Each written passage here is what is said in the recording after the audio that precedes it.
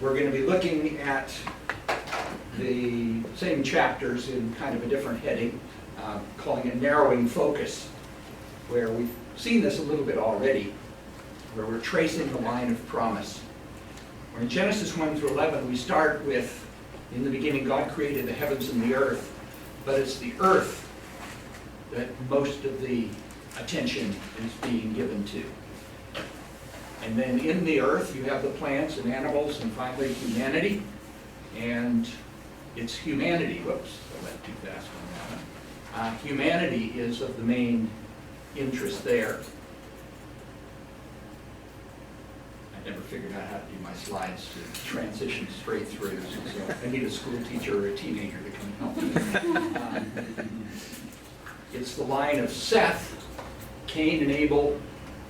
Well, Cain kind of narrows the line by getting rid of Abel, and then God moves Cain out of the picture, so Seth is the one. And then in chapter 5 we have the line of Seth, and it goes down till we have Noah, and then he has 3 sons, Shem, Ham, and Japheth. And Shem is the line that's promised there. By the way, Shem, the name, is what we get when we talk about a Semite or Semitic languages. That's languages of descendants of Shem. Shem had descendants, Nahor, Haran, and the one that's of interest there is Abram. And then going beyond our Genesis 1 through 11, oops, going too fast. We have Ishmael and Isaac, and then we have Esau and Jacob, and then the next generation, Reuben, Simeon, Levi, and Judah. If you read the story, Reuben claims his father's concubines, wants to sleep with one of his father's concubines, which is the equivalent of what the prodigal son did. He said to his dad, "Give me the inheritance now, wish you were dead," is what he's saying here. The firstborn would get the royal harem, or the family harem. And so what he's doing there is saying, I want to take your place as the head of the family, and dad is not too amused, so he loses his place as firstborn. Simeon and Levi in Genesis 34 with the rape of Dinah, they did the right thing and they stood up against the rapist. And Jacob got upset because you embarrassed me to all the neighbors. And so he kind of kicked them out of the line. So in fact, the one who the line of promise continues through is Judah. And then we've got the line of Judah, which leads down to the lion of the tribe of Judah is David. And who is the son of David? And we finally got Jesus down there. So we trace this line, starting from the heavens and the earth. The earth goes down through all these folks till we get to Jesus. So that's the line of promise. But let's also look at the narrowing down of the covenants and see where there are various covenants that are mentioned.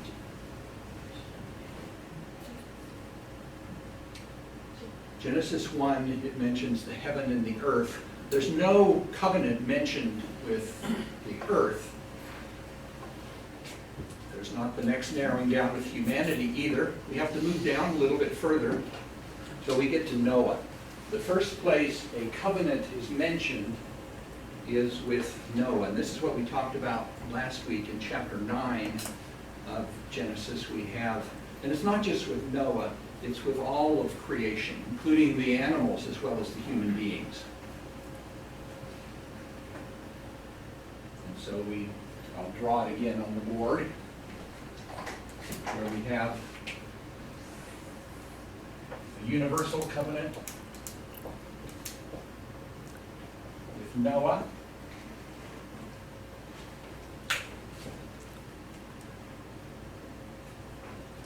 And then the next one where the covenant is mentioned, it's to Abram or Abraham in chapter 12 and 15 and 17 that we talked about, but it's really a family covenant. But this is where election comes in. Again, the covenant that we see in the latter part of Genesis is just for part of creation. But we said that the original one, the first one, was given to everybody. God has a special place for everybody in his heart.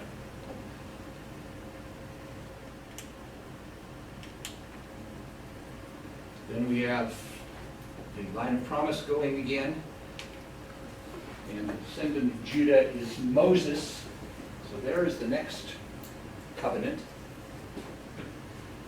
Abraham's covenant is given to himself and to his family.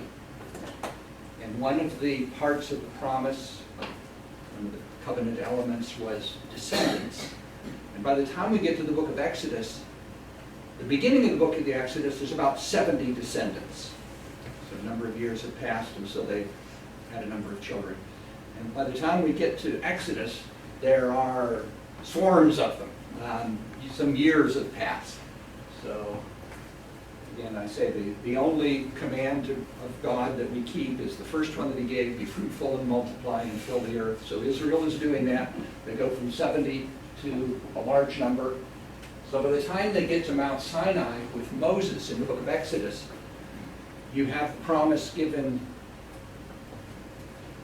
Like, it's no longer a family, it's a nation who are descendant from Abraham. So this nationalizes the covenant. So it's given to all of Israel.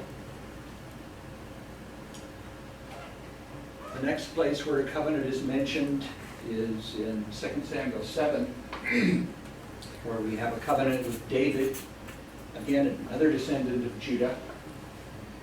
It's also to Israel. And part of that covenant, promises of the covenant, is that one of your sons will be king over Israel.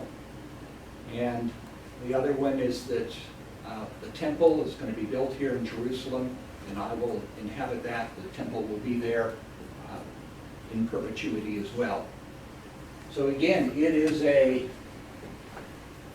smaller covenant to Israel.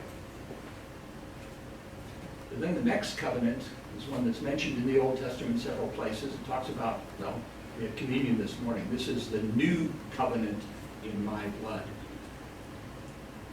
which again is a descendant of Judah the covenant comes to. But what kind of covenant is it? Is it a family covenant? It's another universal covenant. We are grafted into the family of Abraham, if you like, because everybody can come to God through Jesus. So, if you like, this is returning to the Noahic covenant, not the same promises, but the breadth of it is open to everybody.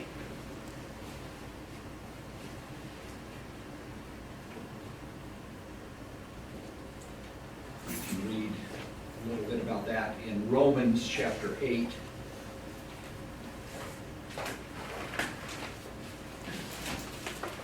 Verses 18 through 22. I consider that our present sufferings are not worth comparing with the glory that will be revealed in us, for the creation waits in eager expectation for the children of God to be revealed. For the creation was subjected to frustration, not by its own choice, but by the will of the one who subjected it, in hope that creation itself will be liberated from its bondage to decay and brought into the freedom and glory of the children of God. We know that the whole creation has been groaning as in the pains of childbirth right up to the present time. So it's saying the sin that was committed by human beings in chapter 3 of Genesis affected all of creation, and the liberation from sin, if you like. Covenant is not used here in the Romans passage, but all of creation is going to, the old Adam led to pain and suffering for all of creation. And the new Adam is going to bring a covenant relationship, a restoration of the relationship with God. Something that was mentioned that we'll pick up again, we'll look at it in a slightly different way. We saw the line of promise, but that involved, again, a breach of expectation in the ancient Near East. You mentioned the firstborn would get a double portion. But you don't set the precedent very well in the book of Genesis, because the firstborn is Cain, but Seth is the one that carries on things. Ishmael is the firstborn through Hagar, but God said, look, Ishmael wasn't my plan, but you took things into your own hand. And it's not that Ishmael's not important. We won't take time to read it, but you might just open to Genesis 36 if you've got your Bible here. They're going to tell the story of, well, this is the next generation down, Isaac and Jacob. Jacob is the main line of promise, but Ishmael is receiving the promise through his mother Hagar. We saw that she had part of the promise too. And Esau, in chapter 36, the whole chapter is about Esau. What they're kind of doing here is saying, we're going to bid farewell to Esau. We're not going to talk about him anymore. But we're having a good farewell party. We're going to show here that he had children and nations. He was an important guy too. They're not saying that he now dies or shuffles off the stream somehow. He's important, but our story is going to go in another direction. Again, firstborn, again, being displaced. And then we already mentioned Reuben, because of some choices that he made. He is replaced by his younger brother, Judah. He still plays an important role. We don't have time to look at it, but in the Joseph story, he still shows some leadership there, as does Judah. Let's go back and remind ourselves what we just talked about a moment ago, looking at the promises to the patriarchs in chapter 12. We saw that there were three main ones that you can see there. We talked about the land and the descendants and blessing. Now these are repeated again and again. The descendants,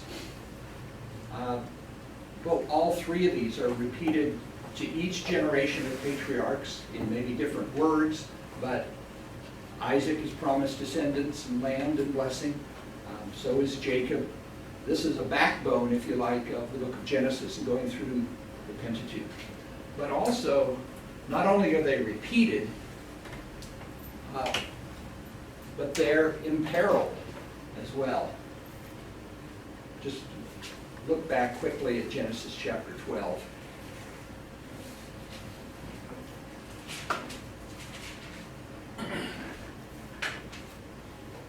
Promises are given there in Genesis chapter 12.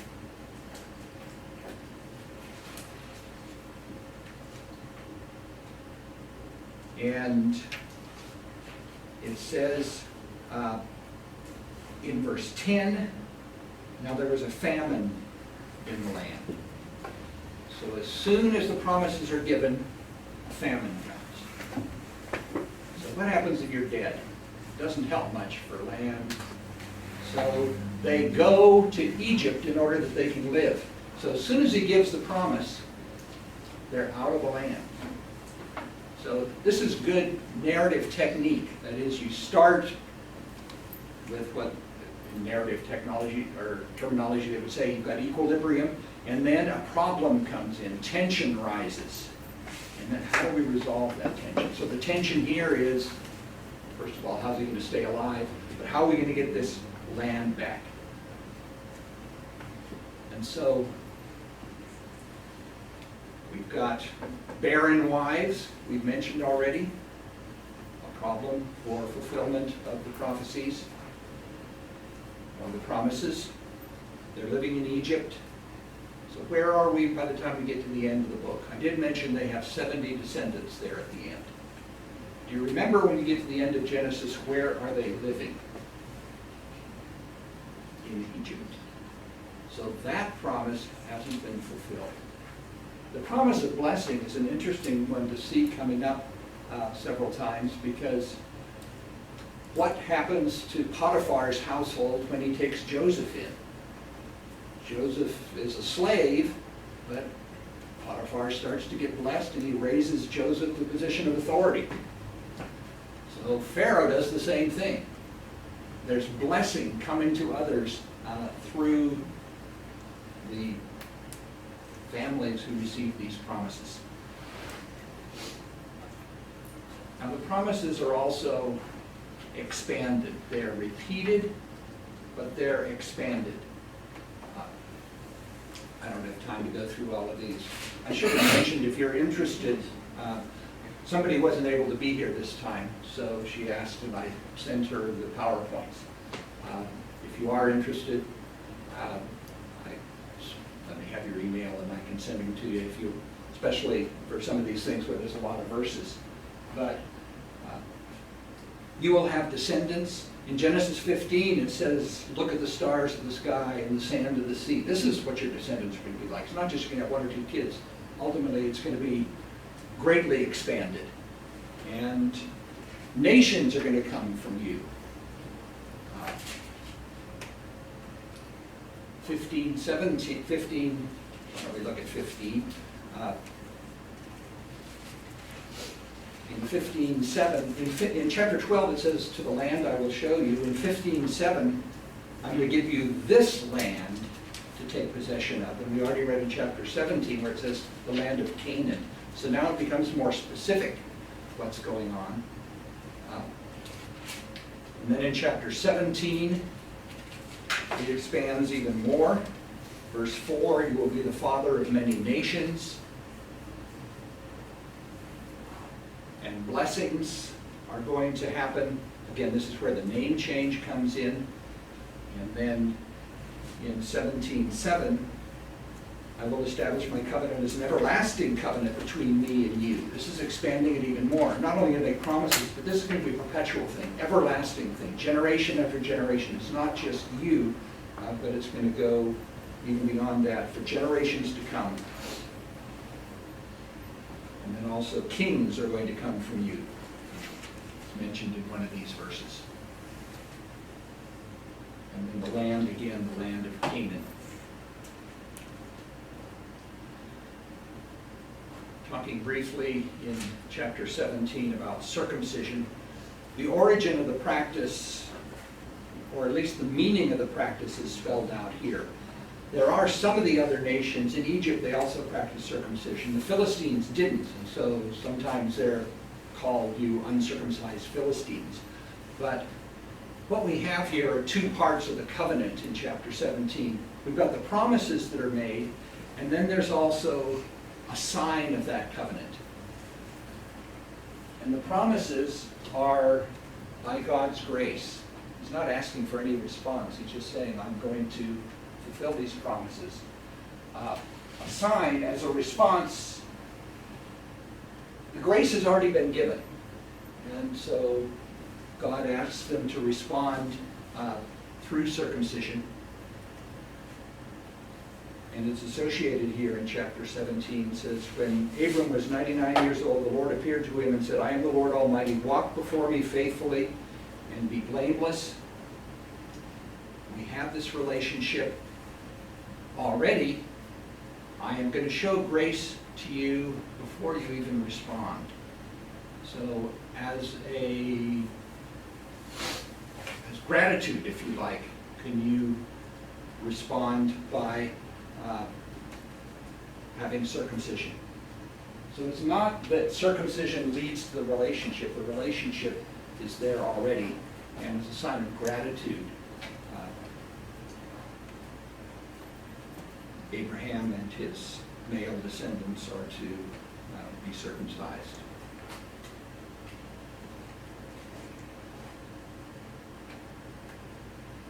Okay, Tom, this is a short one. You go ahead and push the button here.